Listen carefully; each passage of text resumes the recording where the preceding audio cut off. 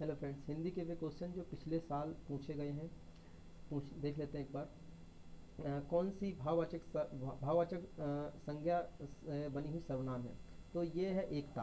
पहले का एकता हो जाएगा। दूसरे में यदि वह पढ़ता तो परीक्षा में उत्तीर्ण हो जाता, तो इसका होता हेतु हेतु मद भूतकाल। अगला देखते हैं। कौन सा जो कारक है उसका युग्म गलत है? तो में और पर है, संबंध का होता है का के की, जबकि संबंध के साथ में और पर दे रखा, तो ये गलत है। पुल्लिंग शब्द बताना है इसमें, तो पुल्लिंग शब्द जड़ता और घटना नहीं है, बुढ़ापा है। अगला देखते हैं। वर्तनी के हिसाब से कौन सा शुद्ध है? तो ये अभिमान है। अमृत, अटारी और अंतश्री गलत लिखा हुआ है।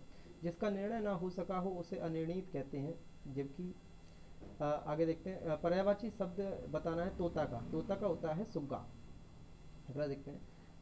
छंदबद्ध का युग्म बताना है, तो छंदबद्ध जो युग्म है उसमें टार और पार का है। आगे देखते हैं।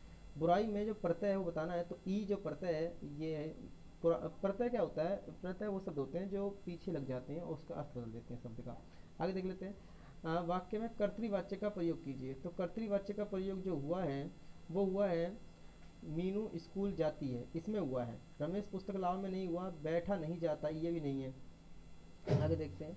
इनमें से कौन सा शब्द तत्सम और तद्भव का नहीं है? तत्सम और तद्भव का जो शब्द नहीं है वो है नासिका और नसें। नासिका का मतलब नसें नहीं होता है, जबकि कंकण को अब कंगन कहने लगे, लक्ष्य को लाख कहने लगे, कर्ण को कान कहने लगे, जबकि नासिका को अब नाक कहते हैं, नसें नहीं कहते। आगे देखते हैं। शुद्ध, ये बताना है शुद्ध आत्मा का मनुष्य क्या कहलाता है? शुद्धोधन कहलाता है। शुद्ध शुद्ध आत्मा का जो मनुष्य है उसे शुद्धोधन कहते हैं। कह रहा है कि जो दो शब्द दिए गए इनका अर्थ बताना है। कर्म और क्रम। कर्म का मतलब होता है काम और क्रम का मतलब होता है सिलसिला। आगे देखते हैं। ईश्वर कहाँ विद्यमान है? ईश्वर सर्वत्र विद्यमान है। आगे देखते हैं। इनमें से किस वाक्य में वचन का सही प्रयोग हुआ है? मेरी होश उड़ गई नहीं होता, मेरे होश उड़ गए, यही सही। आगे देखते हैं।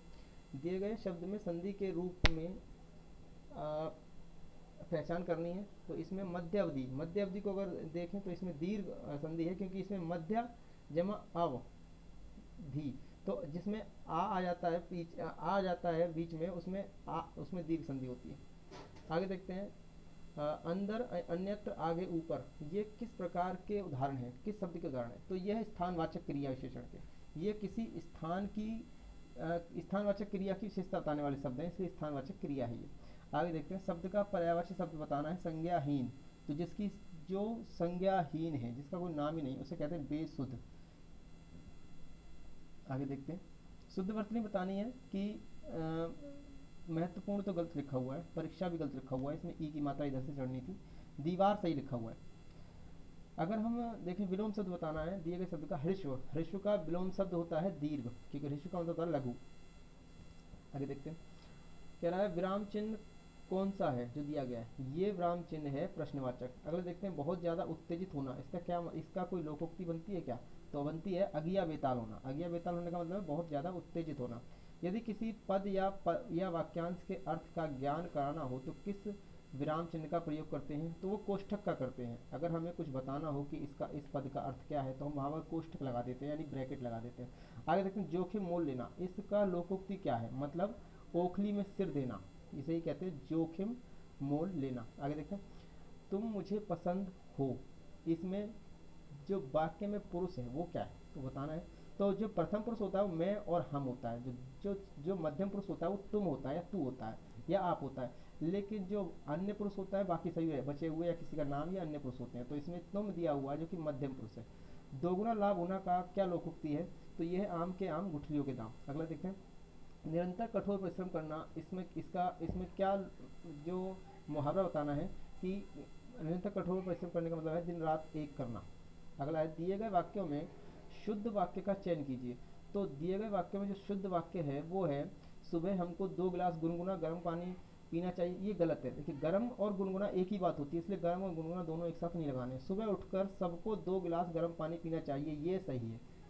आंसर नंबर 2 सही है इसका। दिए गए शब्द का लाघव रूप बताना। लाघव रूप का मतलब होता है शॉर्ट। शॉर्ट कैसे लिखेंगे प्रोफेसर को? तो खाली प्रो लिख के और डॉट कर देते हैं, प्रो। आगे देखते हैं।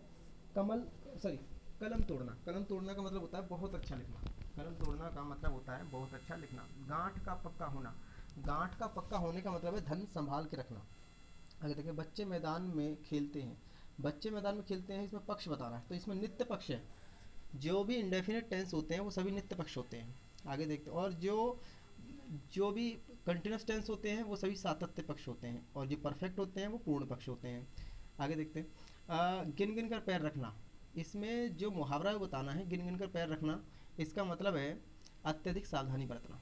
आगे देखते हैं, दिए गए वाक्य में वृत्ति के रूप की पहचान कीजिए। कौन सी वृत्ति है? वह कभी भी आ सकता है, तो वह कभी भी आ सकता है इसका मतलब है संभावनार्थक है, क्योंकि इसकी संभावना आने की।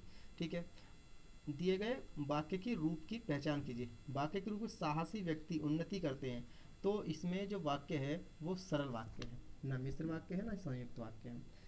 आगे इस ये एक पैसे दिया होता है जिसका आपको पढ़कर 5 क्वेश्चन से पूछे होते हैं। इसमें ये भी पूछा होता है कि इसका उपयुक्त शीर्षक क्या होता है। ये क्वेश्चन तो आता ही आता है हर बार, इसलिए आप इसको तैयार करके जाए। ये 40 क्वेश्चन थे, फिर से एक नया सेट बना के लाऊंगा जिसमें 40 क्वेश्चन हिंदी के फिर से होंगे। Thank you friends.